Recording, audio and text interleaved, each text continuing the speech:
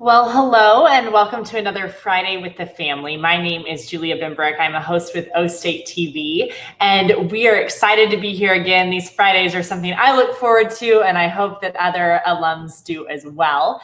Now, before we get started and I introduce our very special guest, we do want to remind you that you can submit questions. So if you are using the ALC webinar, you can use the Ask a Question button.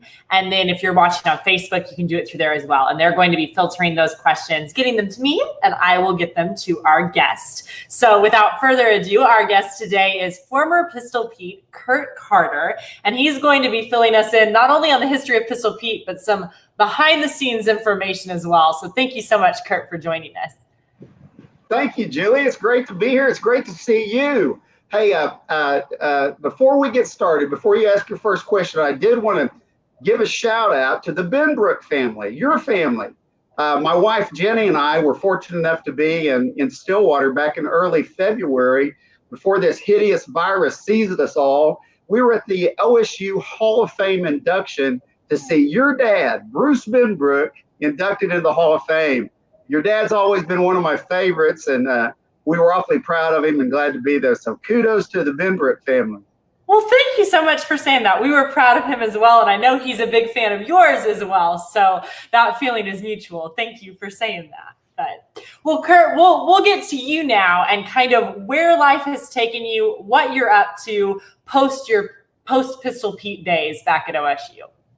Well, that's a lot of days, Julia. Post Pistol Pete's about 40 years now. So I do appreciate a chance to visit and to highlight. I love talking about the Pistol Pete program and America's greatest mascot. As for me, I live in Edmond, Oklahoma with my wife, Jenny.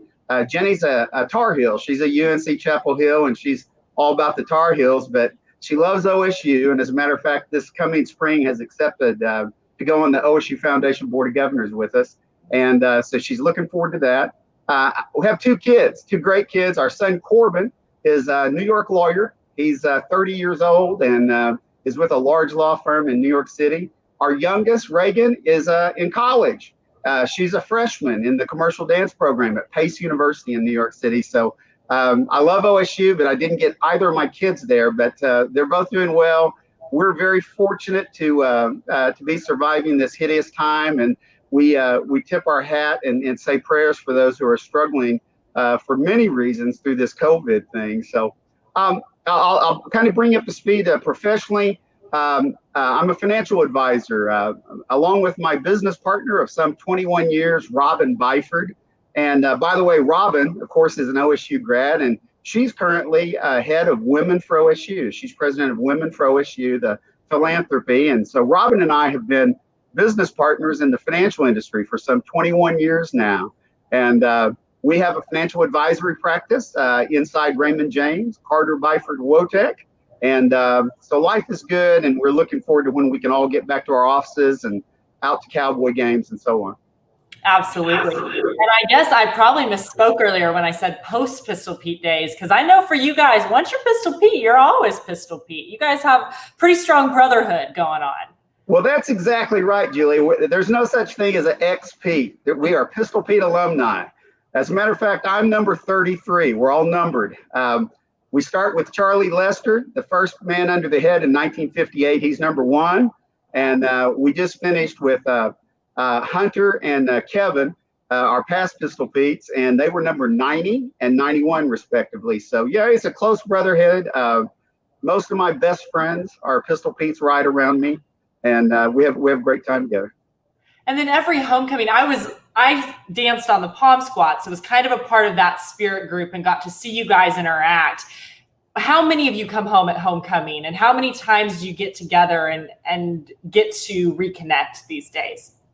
Well, that's a great question. So there's a cadre of us that, as we can, get back for each homecoming and ride on the homecoming float in the parade. There's been a couple of times recently. We had our 50th anniversary, and then 2 years ago we had our 60th anniversary, and we had almost 100% participation. I think of the 91 or so that have wore the head, about 82 I think survive, and so of the 82 living Pistol Petes, I think we had about 75 of us on the float. So it was a great turnout, and it was great seeing all those hellions as we were in the parade. That's pretty neat, pretty special that everybody wants to get back together and that it means so much. And so I want to touch some more on that as we go through our conversation. But for anybody that's watching that doesn't really know the history, kind of step us through how our mascot came to be.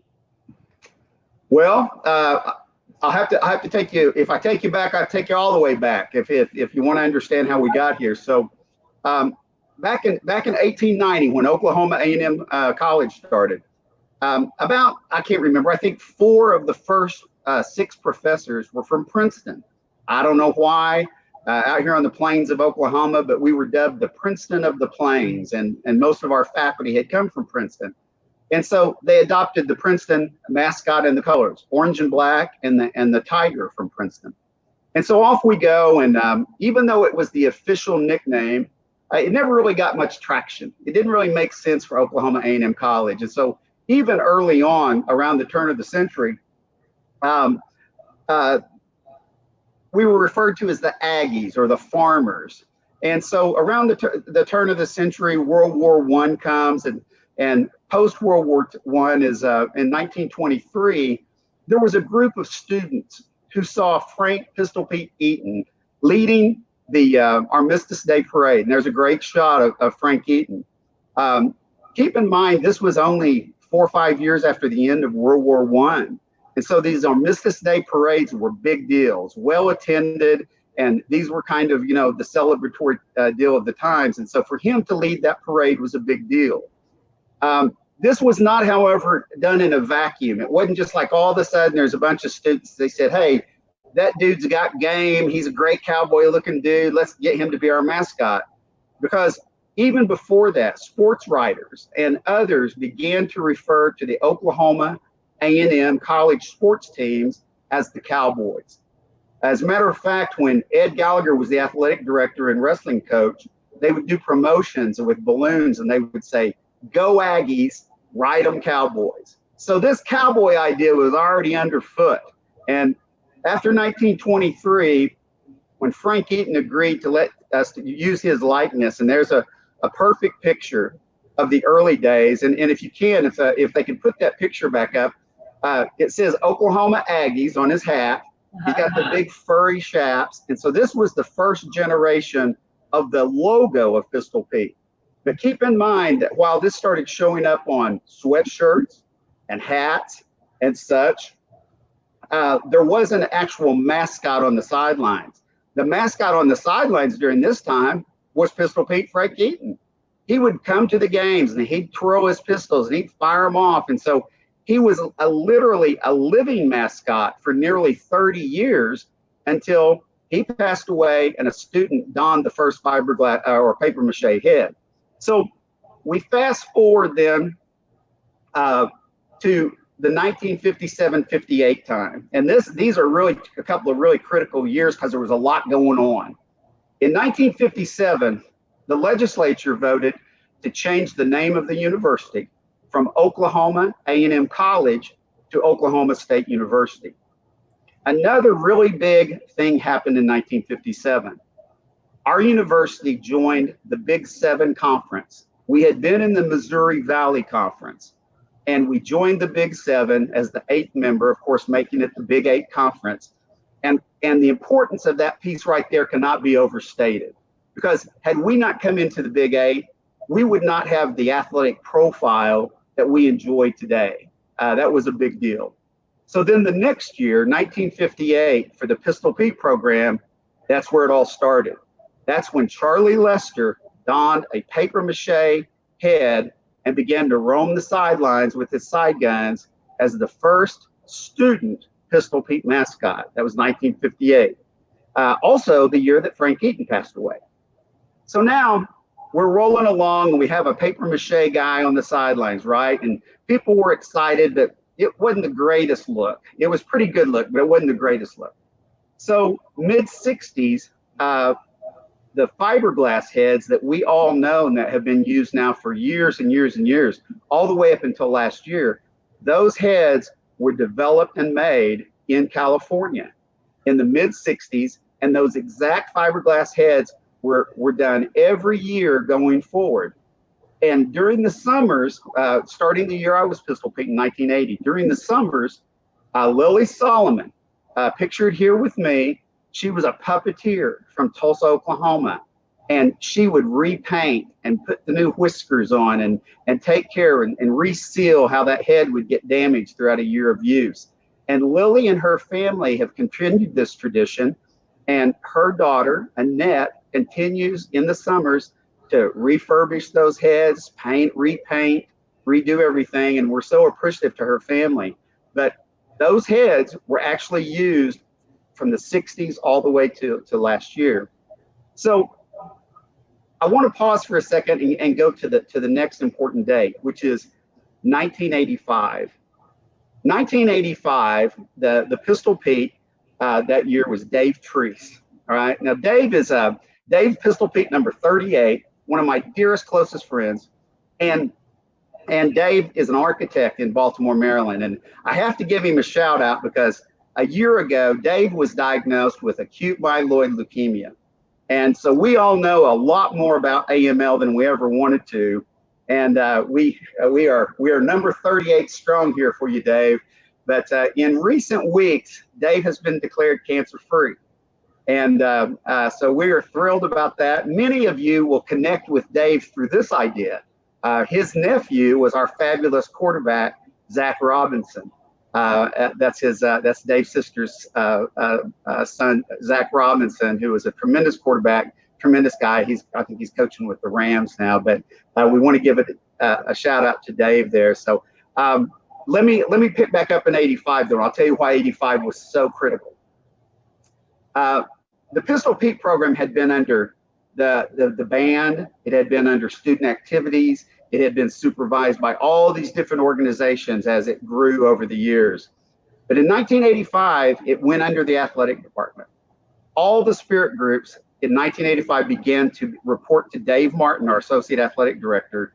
And suddenly, because of his leadership and because of the resources in the athletic department, everything got big time. Our cheerleaders won national championships. Our Pom squad did. Pistol Pete became All-American mascots. And so there was continuity and there were things that had not been experienced before. So 1985 was really the big time Pistol Pete program that we all enjoy today that we see. That's about when it started. And with all due respect to my sweet friend Dave, it wasn't because of you, Dave. It was because of the sponsorship of the athletic department. You won't like him. Well, that's awesome. Well, okay. So in your time, do you have a favorite memory when you wore the head? Oh yeah.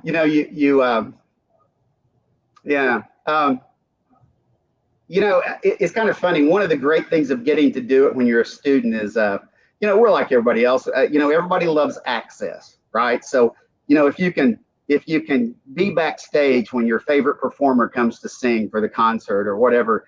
Well, as Pistol Pete, you have the ultimate access for OSU. You have backstage packs to everything on campus and all the athletic events and so on. And there were a couple of things. I think we have a picture of on the sidelines. I was with Sugar Ray.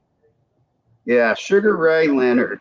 He was a world champion boxer. And so the very first game of my year, he was with some friends, visiting some friends in Perry, Oklahoma. They brought him over to the game. And so this is a picture of us shadow boxing. And it's not hard to figure out which one's the world champion. He looks like he's about to kill me. And I kind of have the stance of something that looks like a leprechaun there. But stuff like that was really a lot of fun. Julia, I think my favorite athletic memory was in December of 1980.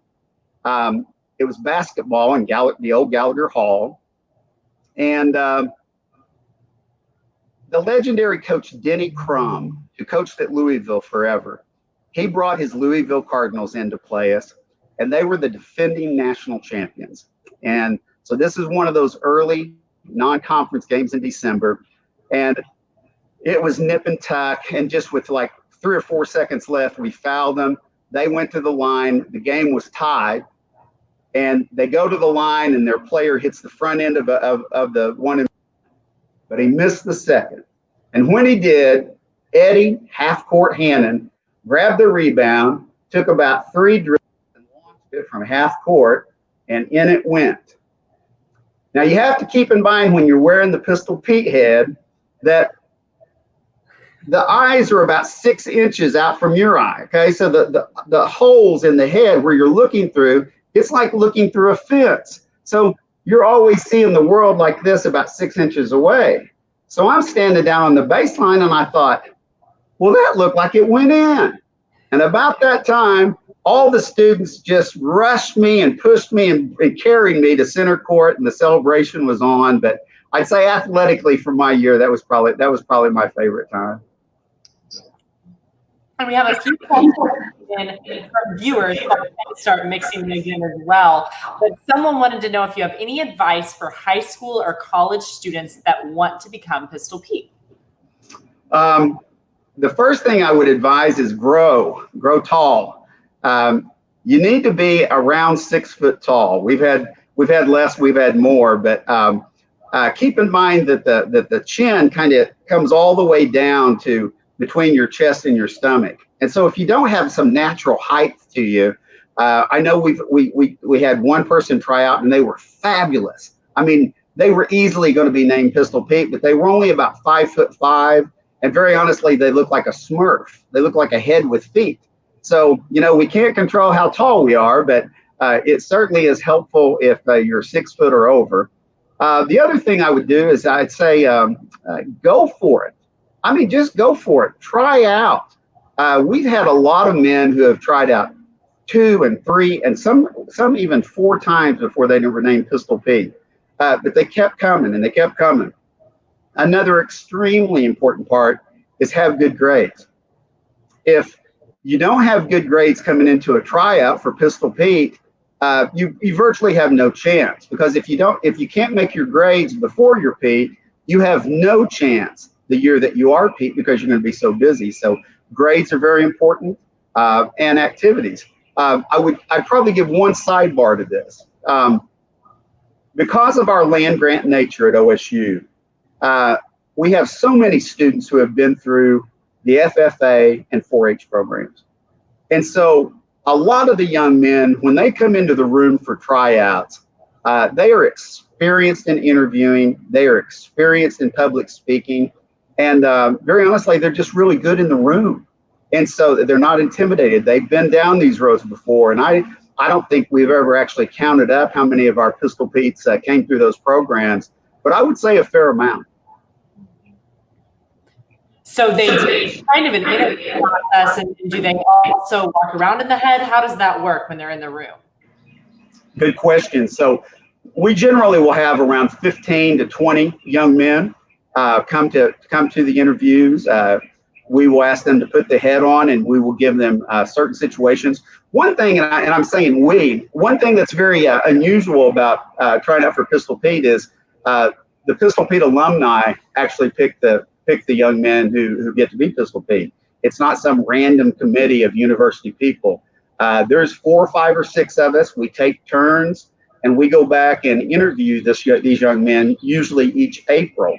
Of course, right now we can't finish that selection process. One of the things we're looking forward to as we get through this COVID problem is to be able to actually name the 2 young men who will be Pete next year. But to your question, Julia, we have them put the head on and walk around and do scenarios.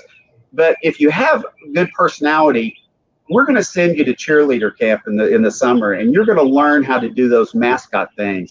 What we're really looking for from these young men is the time commitment, because it is all encompassing. Our 2 Pistol Petes last year did over 625 appearances combined.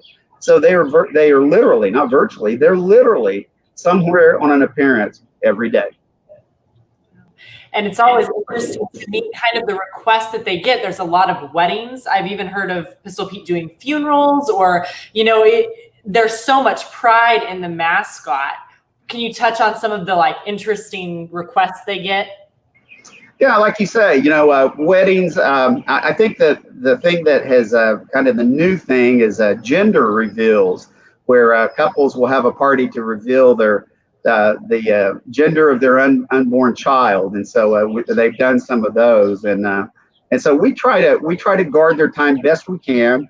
But the mascot is in tremendous demand, as you can imagine, and so game day is unbelievable. They'll be doing alumni receptions, foundation meetings, perhaps being in a room with recruits, and that's before the games even start. So. Then we've got a few more viewer questions coming in here. You touched on this a little bit on wearing the head, but someone asked specifically, when you're in it, can you hear and see well? And then how does the weight of the head affect your ability to move around? Those are good questions. So how does it affect your ability to see and hear? A lot. You can't hardly hear and you can't hardly see.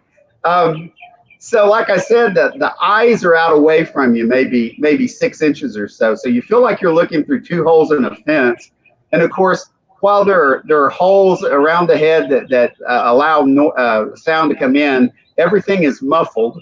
One thing that Lily Solomon developed for us probably in the early 80s was she cut a hole in the chin here and covered it with mesh and then painted it so it's not noticeable.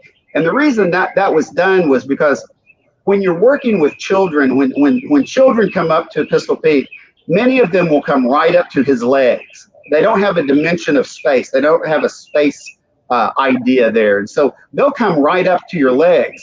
Well, if you start walking, you can essentially start plowing over 2 and 3 and 4-year-old children, you know, as you step. And what that piece in the head did was allow whoever is Pistol Pete to look down toward his feet and see if there are children or hazards of some kind in front of him. And so I think that was a big help back in the mid 80s that was added. The head has a headset, like a construction hard hat in it.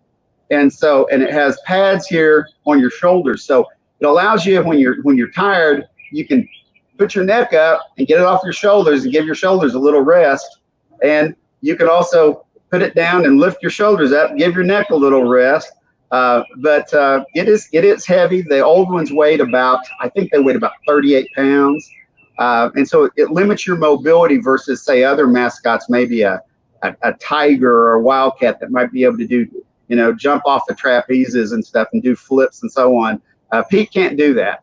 But the guys have developed a headstand, if you know of, in recent years, which is pretty cool. But you are limited with your mobility. By the way, Julie, I think the new heads weigh 10 pounds less, something like that. You have to ask those guys. Yeah, that could be a whole different segment just talking about the Pistol Pete head. Yeah, give us a little bit on kind of what influenced that new head decision. I know the weight was a big part of it, but going through the process of getting it rebuilt. Well, I know one of the Pistol Petes at the time, Stephen Vicconi, was a driver of that. And certainly right before he retired, David Martin, our associate athletic director, was part of it. Part of just technology. So let's go back to the old head. The old head, like I mentioned earlier, was developed in the mid 60s. And they were created by a man named Ollie Johnston. And Ollie Johnston is a big deal. He's a Disney animator known as one of Disney's 9 old men. And these are the animators who did films like like Bambi or Peter Pan. He did Snow White. He did Pinocchio. And so Disney has a Hall of Fame that actors and directors and animators in, and Ollie Johnston is in that Disney Hall of Fame. And in the mid 60s, he created the molds and did those original fiberglass heads. And so we march forward till today, and obviously composite materials and technology and those kind of things have allowed for new ideas. And so Stephen Vicconi and Dave and others, Becky Jackson, the fabulous spirit coordinator, they were involved in reaching out. And so I think it was a team up in Seattle, Washington. I think they're in Seattle. Were able to 3D print these with carbon fiber. And so the main reason to do this was try to reduce weight. And they have essentially done that. I think that as you do these, it's such a unique program, such a unique project that it's still kind of on a shakedown cruise. They're still making adjustments with those heads, but getting some of the weight out of them really helps the guys. Absolutely. And then what was football game day like? What was your schedule like as Pistol Pete from wake up to the end of the game? Well, my preference, I've never been a morning person. If I'm awake at 4:30 in the morning, it's because I'm still awake, not getting up. But on game days, I would pop right up about 6 a.m. just ready to roll. And of course, your dance card was really full for the day. So you'd start off with luncheons, and of course, back when I was Pete in 1980-81, we didn't have that 11 a.m. time slot for football. It didn't exist. No one did it. Everyone kicked off at 2:30 in the afternoon. It was even rare to have night games. Night games were coming along, and more people were doing them, but certainly no one would have thought of having football at breakfast at 11 o'clock in the morning. So those were all new things. It was good because you kind of knew what your schedule was going to be, and it was easy to book Pistol Pete because you could start booking him around 10 o'clock for receptions and brunches and those kind of things on campus. But it was just a lot of fun. As you can tell, it was just a ball, and we all loved it. Yeah. Well, and I think it's interesting too, because some mascots places, it's even a secret who's in the head. And at OSU, those guys represent in the head and out of it. They very much are ambassadors in both ways, which is really neat and special. But okay, this is my favorite viewer question coming in. This is from Dave Treese. He says that he is a former Pistol Pete from 1984 to 85, and he wants to know, Kurt, how it feels to be the second best Pistol Pete that the university has had. You know, I was on an alumni board meeting call the other day, and one of the people on there was our good friend Pistol Pete, Gary Bridwell, who's a little ahead of me. And Gary said it best. He said, if you cut every Pistol Pete open, we are convinced, absolutely convinced in our bones that we were the best Pistol Pete ever. And so I understand how Dave's trying to gig me. You get close to those guys that were right there around you. And so Rob Reynolds, Dave Treese, Rick Wilson, and Scott Petty are some of my very best friends. We have a friend that has a place in Breckenridge, and I had a milestone birthday a couple of years ago. So they and all of our families went out there for a week. So we give it back and forth to each other. I will say, in response to Dave's question, I think I'm kind of a heroic figure to those guys, and I understand that. So they look up to you, right? Well, before we go and log off, Kurt, do you have anything else you want to add? I could talk to you for hours about this. This is fun stuff. Well, it's just such a privilege. It's such a privilege to get to serve as Pistol Pete. And then the thing I didn't know was that it would be a lifelong enjoyment, and the friendships and the things that it would lead to, and my involvement with our great university. So again, thanks for having me. I can't think of anything else today, but like I say, you could do a segment on any part of this. So Julia, thanks for hosting these. Oh, I know one last parting shot. I want to give a shout out to Rob McInturf. He's our new alumni director. He replaces Blair Atkinson. Of course, Blair's going over to the foundation to be the CEO, but Rob is here now. He and his family are in Stillwater. Rob, we're so excited you're here, and everybody reach out to him. Don't worry if you don't know him. Hardly any of us know him yet. So all OSU alums, reach out to Rob and welcome him to campus and welcome him to our family. I love that. I'm excited to get to meet him as well. That'll be awesome. Well, as we go, I have a few announcements. As always, we invite you to join us next week for our next Friday with the family, and that will be with Larry Reese, the stadium voice of OSU football and basketball. So we'll get updates on OSU athletics and what's going on in that world right now. You can register for that virtual event at www.cowboy.family. family. Happy Memorial Day weekend to everyone in the Cowboy family. Stay safe out there and stay healthy. Today we want to leave you in a little bit different way. We have a time lapse of the installation of the new topiary that was installed on campus this week to celebrate the centennial year of America's greatest homecoming. So enjoy that. We'll see you next Friday. A huge thank you to Kurt Carter, the forever Pistol Pete number 33.